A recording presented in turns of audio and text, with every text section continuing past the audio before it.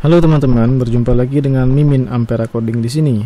Nah, pada video sebelumnya kita udah belajar tentang bagaimana cara menghubungkan project kita dengan database, yaitu dengan membuat suatu file yaitu dengan nama koneksi.php seperti ini. Oke. Nah, sebelumnya saya tidak menjelaskan bagian tag dari si HTML ini.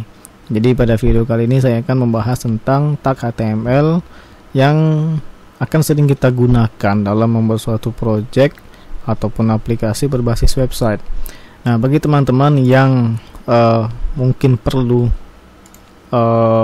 istilahnya cheat code ataupun penjelasan tentang HTML5, mungkin bisa cari di Google, yaitu masuk ke kata kunci HTML ataupun HTML5, kemudian masuk ke w3schools.com di sini. Nah, di sini Anda bisa belajar berbagai macam sintaks yang disediakan dalam website si w3schools.com ini.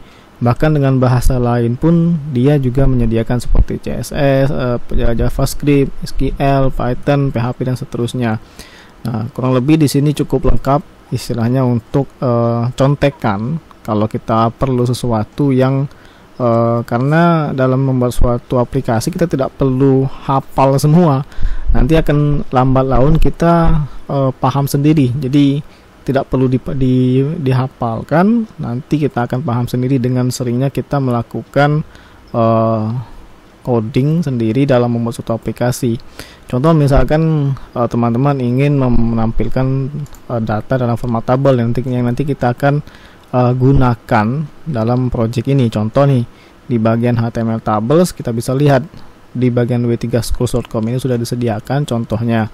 Jadi ketika misalkan Anda ingin melihat hasilnya ini, Anda bisa klik try it yourself. Nanti dia akan membuat ataupun menampilkan data seperti ini, lengkap dengan sintaks-sintaks yang sudah disediakan. Nah, jadi kurang lebih seperti ini. Kalau penjelasan yang sebelumnya ini di bagian HTML khususnya kalau Anda menggunakan Visual Studio Code, ketika Anda menekan atau ketika Anda mengetikkan HTML, dia akan menampilkan istilahnya emmet. Jadi emmet ini istilahnya shortcut atau jalan pintas dalam kita mengetikkan suatu perintah. Jadi tidak perlu kita ketikkan semuanya. Dengan menampilkan emmet yang seperti ini, kita tinggal tekan tombol tab di keyboard ataupun enter, maka dia otomatis akan tampil semuanya. Tapi di sini masih ada yang mungkin perlu kita modifikasi ataupun kita tambahkan. Misalkan di bagian title ini tadi, ini kita bisa masukkan ini saya hapus lagi ya. Saya hapus. Nah, di bagian title ini kalau ingin melihat perubahannya, Anda bisa lihat di bagian daily activity, di project tadi di localhost daily activity, yaitu ada nama di sini. Jadi nama tab yang ada di browser yang sedang Anda buka itu mengambil nilainya dari title di sini.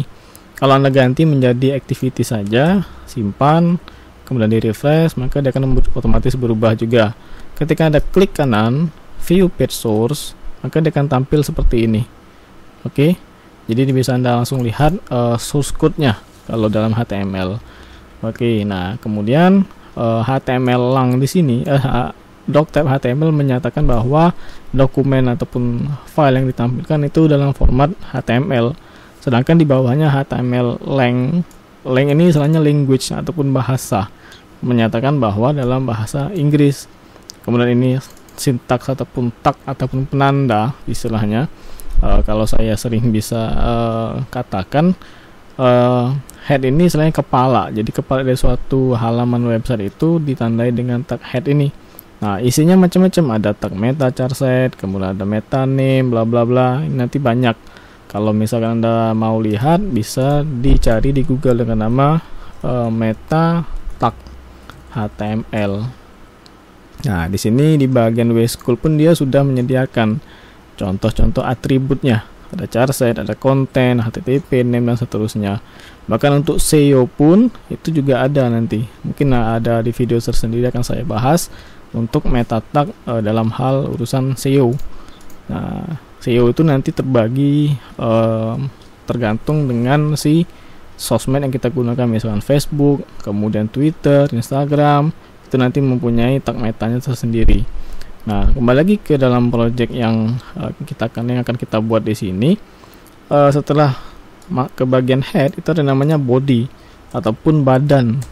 Nah, jadi di body ini kita bisa memasukkan berbagai macam perintah ataupun sintaks ataupun elemen ataupun gambar. Jadi kita bisa masukkan macam-macam di sini. Bahkan di tag head di sini kita bisa masukkan untuk icon. Jadi kalau Anda perhatikan di sini ada namanya logo X di sini. Ini secara default akan terbaca dalam format SAM. Tapi kalau sudah masuk ke server nanti dia tidak akan tampil. Jadi kosong saja. Nah, itu ada namanya meta tag namanya favicon. Itu bisa kalau kita cari di sini favicon HTML. Nah, nanti kita bisa lihat di sini. Nah, ini sudah disediakan juga cara-caranya. Jadi kalau kita lihat di sini, ini tinggal panggil saja link rel icon seperti ini. Jadi kalau ini saya paste di sini, nah ini menyatakan memang dia icon, tipenya itu image PNG, kemudian URL ke iconnya itu di mana, lokasi filenya itu di mana. Jadi kurang lebih seperti ini untuk yang icon.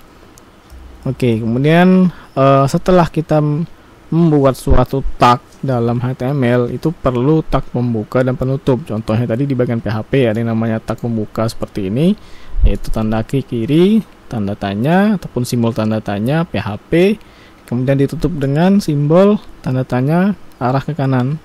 Nah, di bagian HTML pun juga punya. Jadi kalau Anda perhatikan di sini itu ada namanya head, tagnya terbuka seperti ini, ditutup dengan garis miring seperti ini. Jadi ada tag pembuka, ada tag penutup. Nah, kemudian tidak semua tag tag meta ataupun sintaks ataupun atribut di dalam HTML itu perlu ditutup. Contoh meta di sini, ini tidak perlu tutup. Kemudian meta yang di bawah name ini juga tidak perlu tutup. Nah, kemudian ada lagi tag yang sederhana yaitu HR. HR ini gunanya memberikan garis panjang. Jadi kalau kita kasih HR seperti ini, dia akan memberikan garis panjang seperti ini, maka menutupi satu halaman penuh kalau tidak kita sesuaikan. Nah, ada lagi yang namanya BR. BR itu memberikan jarak. Jadi kalau ini saya copy.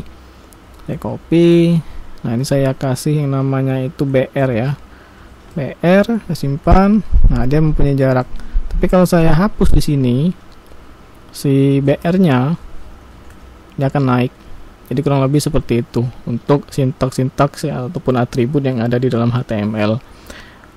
Mungkin untuk penjelasan yang lebih detail tentang HTML bisa teman-teman pelajari di sumber-sumber yang ada di internet. Salah satu contohnya yaitu di w3schools.com ini. Semoga bermanfaat. Sampai jumpa di video selanjutnya.